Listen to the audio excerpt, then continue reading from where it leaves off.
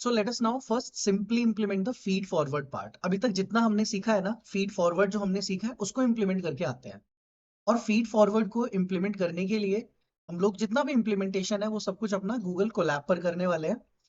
We can also go with the Jupyter notebook. अगर हम लोग को जुपिटर नोटबुक वगैरह यूज करना है तो उसके साथ भी कर सकते हैं। एक्चुअली दोनों के साथ कोई डिफरेंसेस नहीं आने वाले हैं। अगर आप लोगों के पास एनाकोंडा नेविगेटर इंस्टॉल्ड है तो you can go with that. अगर आपके पास नहीं है तो you can use with the Google Colab. Actually दोनों के अंदर क्या डिफरेंस, कुछ भी नहीं होगा, बोथ आर सेम। यहाँ पर बेनिफिट एक्स्ट्रा आपको ये मिल जाएगा कि इन फ्यूचर अगर आप इमेजेस पे काम करोगे तो आपको जीपीयू सेटअप नहीं करना, will provide you GPU and other things as well. Okay. Plus data connect करना है मेरे को, गिटहब से डेटा कनेक्ट करना है मेरे को, kaggle.com से डेटा लेकर आना है। तो उन सभी चीजों को कनेक्ट करने के लिए हमें हमें गूगल कोलैब हेल्प करने वाला है। So it will be recommended for you all to just work with the collab. And if you are not comfortable with collab तो definitely Jupyter आपके पास एक सेकंड ऑप्शन अवेलेबल है कि आप Jupyter नोटबुक के साथ काम कर सकते हैं।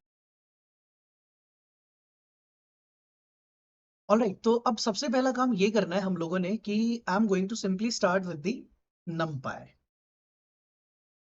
जो हम लोगों का फर्स्ट एग्जाम्पल होगा उसके लिए मैं PyTorch या कोई और लाइब्रेरी यूज नहीं करूंगा। The first library I am simply going to use is numpy। Okay. NumPy इसलिए because NumPy is the most basic library that works behind PyTorch, TensorFlow and other framework। जितने भी frameworks है ना हमारे पास, उन सब के पीछे NumPy ही है जो काम कर रहा है। अगर मैं बात करूँ TensorFlow क्या है या PyTorch क्या है, they all are like elder brother of NumPy। मतलब एल्डर ब्रदर छोड़ो, उसको ऐसा बोलते हैं कि NumPy is the vanilla, it is the base of all. इसके ऊपर बना हुआ है PyTorch, इसके ऊपर बना हुआ है TensorFlow। तो इट वुड बी रिकमेंडेड कि हम पहले NumPy से सीखते हैं। उससे क्या फायदा मिलेगा, हमें सब चीजों का कोड खुद से लिखना पड़ेगा। तो हम ऐसा एक दो एल्गोरिदम्स के लिए करके देखते हैं तो हमें पता चल जाएगा कि we are able to understand the working of deep learning और नॉट। तो अब सबसे पहले हम लोग एक एरे बिल्ड करते हैं। ये एरे भी मैं अपनी ही तरफ से खुद से बिल्ड करने वाला हूँ। We can change the value accordingly. Okay. तो let's say I have 1,0,1,0। Then I have another 1,0,1,1. Then we can take 0,1,0,1. Okay. So that's it। मेरे पास इतना डेटा है। ये मेरा x वेरिएबल है जिसके अंदर एक दो तीन चार चार कॉलम है और तीन रो है बस। Let's take a y variable and y is also an array. ये भी एक एरे होगा मेरे पास। और इस एरे के अंदर हम कंटेन कर लेते हैं 1,1,0। That's it. बस इतना डेटा मेरे को रखना है initially.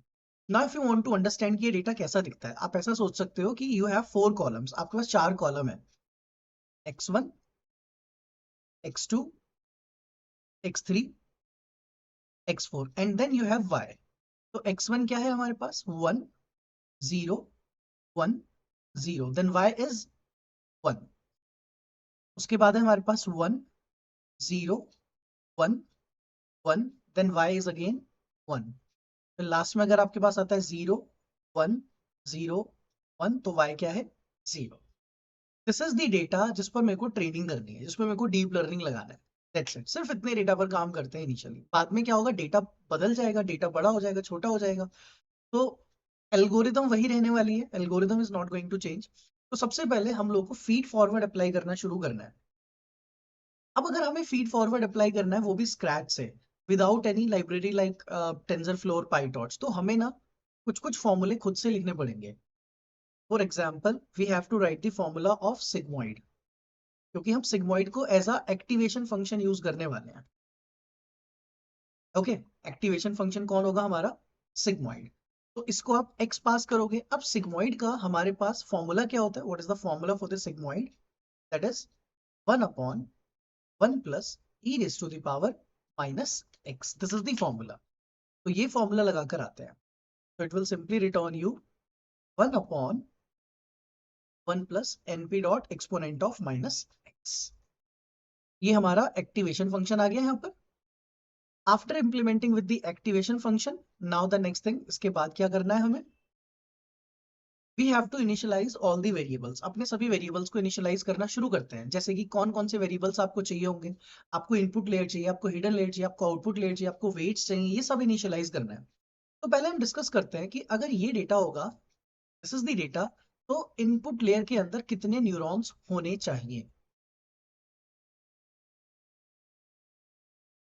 So what do you think कि इनपुट लेयर के अंदर कितने न्यूरॉन्स होने चाहिए? एज पर द डिस्कशन जितना अभी तक हम लोगों ने सीखा है, उसमें हम लोगों ने ये सीखा है कि the number of columns you have, not number of rose. Number of रोज नहीं देखना, क्या देखना है? नंबर ऑफ कॉलम्स देखना है। नंबर ऑफ कॉलम कितने हैं? 4। उसको हार्ड कोडेड नहीं लिखेंगे। इसके लिए आप क्या करोगे? Try to practise the things like this, X dot shape square bracket 1। इसकी आदत डालनी है हमें। ओके, इसकी आदत क्यों डालनी है हमने? क्योंकि आगे चलकर डेटा डायनामिक होगा। तो अब 4 की जगह 10 कॉलम आ जाए तो हम एक्स डॉट शेप 1 लिखेंगे। And if you don't know कि एक्स डॉट शेप क्यों 1 लिखा हमने, तो लेट मी शो यू कि जब आप एक्स डॉट शेप लिखकर एंटर करोगे तो एक टपल मिलता है। पाइथन में हमारे पास टपल्स होते हैं। So if you right x dot shape, ये आपको बताएगा 3,4, that is the dimension of your data. तो 3 0 इंडेक्स पर है, 4 1 इंडेक्स पर है, तो इसलिए हमने लिखा x dot shape 1। Now let's talk about hidden neurons, कि हमें हिडन लेयर के अंदर कितने न्यूरॉन रखने हैं, ये हमारे ऊपर है। I am going with 4 neurons, मैं 4 न्यूरॉन रखने वाला हूँ। Now we have output neurons, कि आपको आउटपुट लेयर के अंदर कितने न्यूरॉन्स रखने हैं। तो आउटपुट लेयर में कितने न्यूरॉन्स होंगे? अगर हमें 0 और 1 क्लासिफाई करना है तो we can have only 1 neuron. तो एक न्यूरॉन रख लेते हैं हम अपना आउटपुट लेयर के अंदर। ऑल राइट, तो these 3 variables are initialise perfectly. ये 3 वेरिएबल हो गए हमारे यहाँ पर इनिशियलाइज। इनपुट लेयर के न्यूरॉन हो गए, हिडन न्यूरॉन्स हो गए, एंड देन आउटपुट न्यूरॉन्स हो गए। ओके, तो एक बार इसको वापस गो थ्रू कर लेते हैं। तो सबसे पहले हम लोगों ने अपना डेटा प्रिपेयर किया, this is the data we have. इस डेटा को हमने मैन्युअली खुद से बनाया है, आप इसको चेंज कर सकते हो, मॉडिफाई कर सकते हो। देन उसके बाद हम लोगों ने सिग्मोइड एक एक्टिवेशन फंक्शन बनाया। इधर हमने अपना सिग्मोइड का फॉर्मूला लिखा, and the formula is 1/1 plus e raised to the power minus x। फिर हम लोगों ने x डॉट शेप चेक किया, that is the dimension of your data. 3:4 is the dimension of your data, 3 rows and 4 columns are there. फिर हमने input neurons नाम का एक वेरिएबल लिया, जिसमें हमने लिखा x dot shape 1। x dot shape 1 मतलब कि इस शेप के अंदर से फर्स्ट इंडेक्स पर जो लिखा हुआ है ना 4, वो निकाल कर ले आओ। तो इनपुट न्यूरॉन्स की वैल्यू कितनी हो गई indirectly? 4।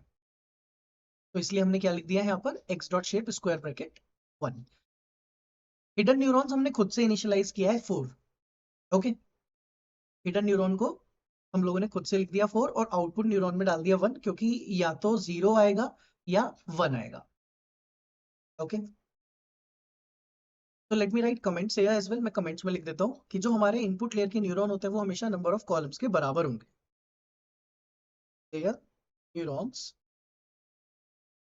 will be always equals to the number of columns. Okay, hidden neurons we can decide by hit and trial, doing some experimentation. Output neuron depends on number of classes we have in target column। आपके target column पर depend करता है। तो this is how we initialise that. तो अभी हम लोगों ने सिर्फ वेरिएबल्स को इनिशियलाइज किया है यहां तक। So now we are going to initialise the weights and bias. अब इसके बाद हमें 4 वेरिएबल इनिशियलाइज करने हैं। देखो, अब 4 वेरिएबल किस बेसिस पे आप डिसाइड करोगे कि कितने वेट्स और कितने बायस इनिशियलाइज होंगे?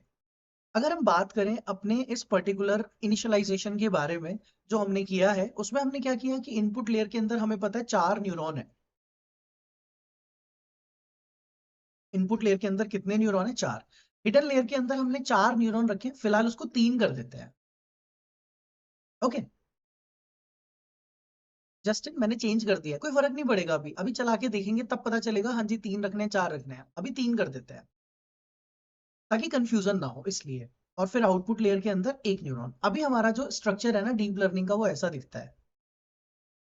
और ये अभी सिर्फ फीड फॉरवर्ड है। Okay, this is just feed forward. So this is how our architecture look like. ऐसा हमारा आर्किटेक्चर दिखता है अभी।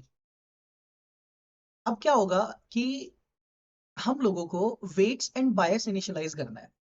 वेट्स की एक मैट्रिक्स बनेगी, उस मैट्रिक्स की डायमेंशन क्या होगी। अगर मैं बात करूं कि ये मेरी इनपुट लेयर है, ये मेरी हिडन लेयर है, तो एक मैट्रिक्स चाहिए यहां से यहां तक पहुंचने के लिए, वेट्स फॉर हिडन लेयर नाम की एक मैट्रिक्स चाहिए। तो उसकी डायमेंशन क्या होनी चाहिए, उसकी डायमेंशन होगी 4/3। सिंपल। तो 4/3 डायमेंशन का हमें एक वेट मैट्रिक्स बनाना है इनपुट लेयर से हिडन लेयर तक जाने के लिए। अब मुझे हिडन लेयर से आउटपुट लेयर तक जाने के लिए किस डायमेंशन का मैट्रिक्स चाहिए होगा, 3/1 का। क्योंकि आप डॉट प्रोडक्ट निकालोगे, आप मैट्रिक्स मल्टीप्लीकेशन करोगे, डॉट प्रोडक्ट निकालोगे, तो आपको क्या पता होना चाहिए कि एक नंबर ऑफ रो इधर नंबर ऑफ कॉलम कितने होने चाहिए अपने डेटा के अंदर। ऑल राइट, तो I hope it is clear to you. सबसे पहली बात समझ आ गई कि हमारा जो वेट मैट्रिक्स होगा वो 4/3 का होगा हिडन लेयर्स के लिए, यानी कि यहां से यहां तक जाने के लिए। ठीक है, फिर यहां से यहां तक जाने के लिए वेट जो होंगे हमारे वो 3/1 डायमेंशन के होंगे। After this we need a bias term. इसके बाद क्या चाहिए हमें, एक बायस। अब बायस की डायमेंशन क्या होगी, तो if we talk about what will be the dimension of bias, तो बायस की डायमेंशन होगी, पहले बायस बनेगा हिडन लेयर के लिए, तो वो होगा 1/3, और बायस फॉर आउटपुट लेयर होगा 1/1। This is going to be the dimension of bias. Bias की ये डायमेंशन हमारे पास आने वाली है।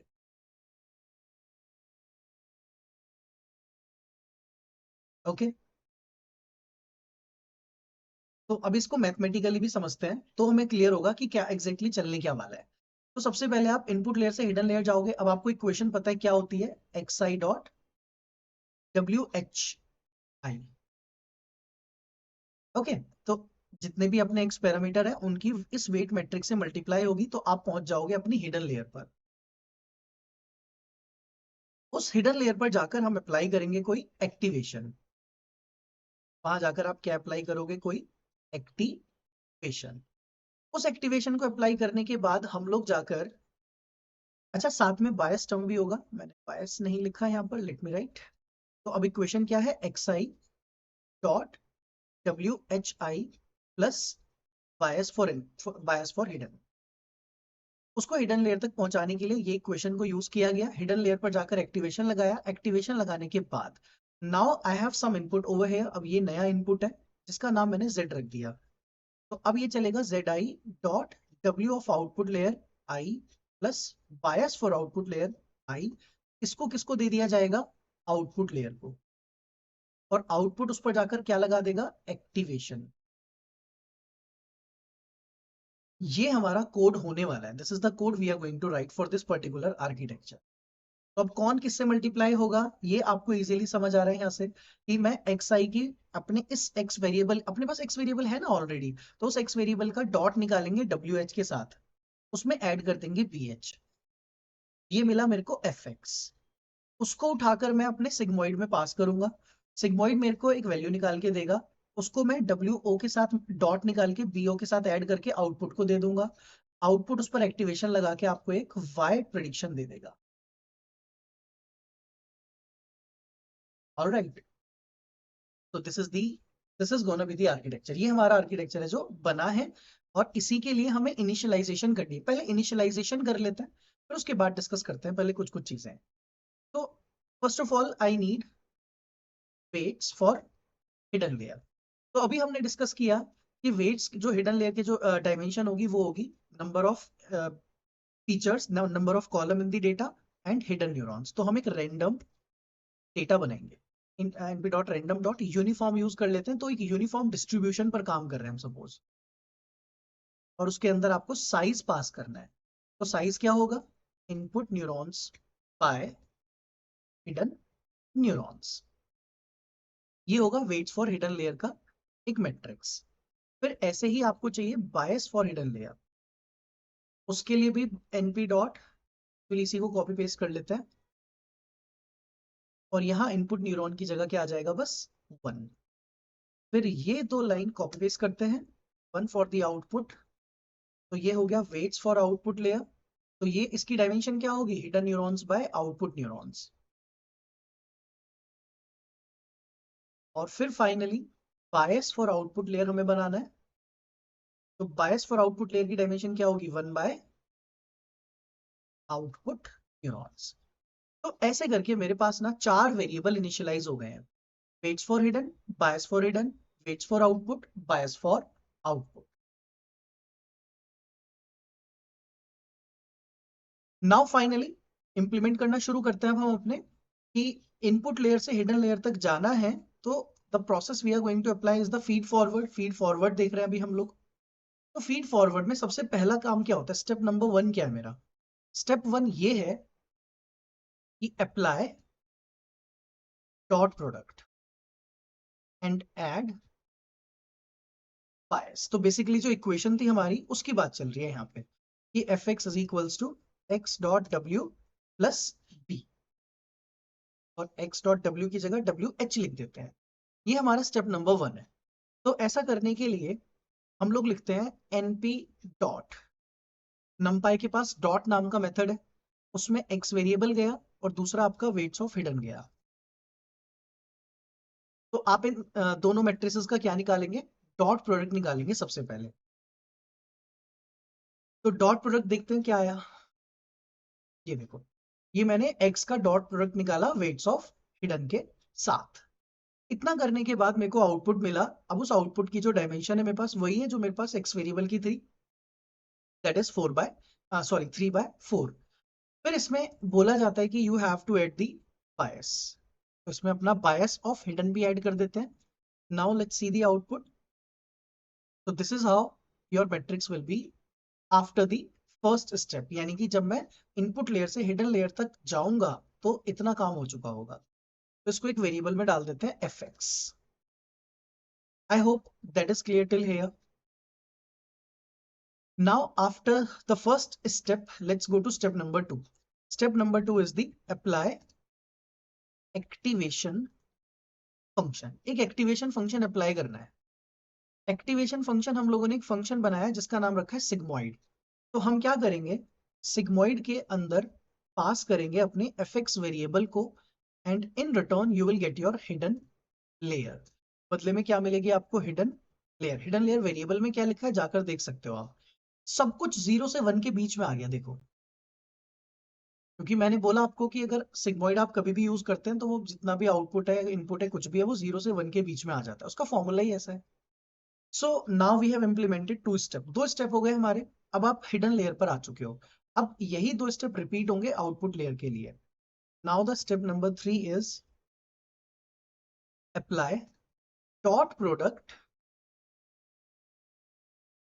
And add bias again. ठीक है, तो अब इक्वेशन क्या होगी, एफ एक्स निकालेंगे फिर से।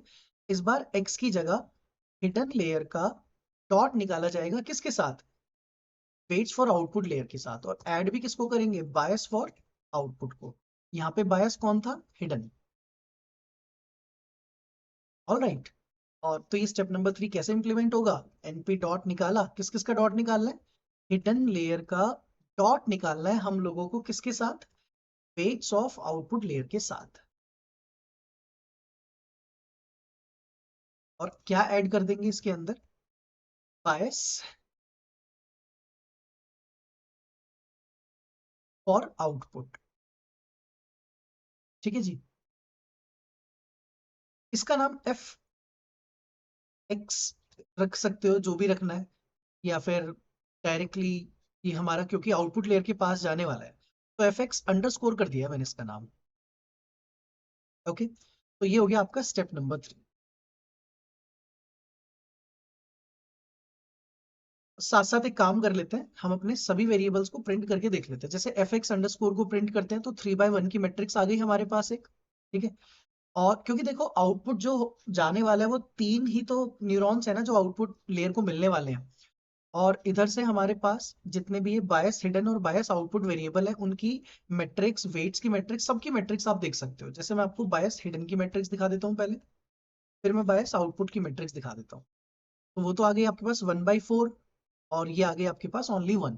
ठीक है, अब ये 1/4 क्यों है, क्योंकि हमने यहाँ पर लिखा हुआ था 1 by hidden neuron. I think मैंने इसको चेंज करके एग्जीक्यूट नहीं किया था इसलिए ऐसा आ रहा है। ठीक है, सी तो ये कुछ ऐसा आना शुरू हो जाएगा आपके पास।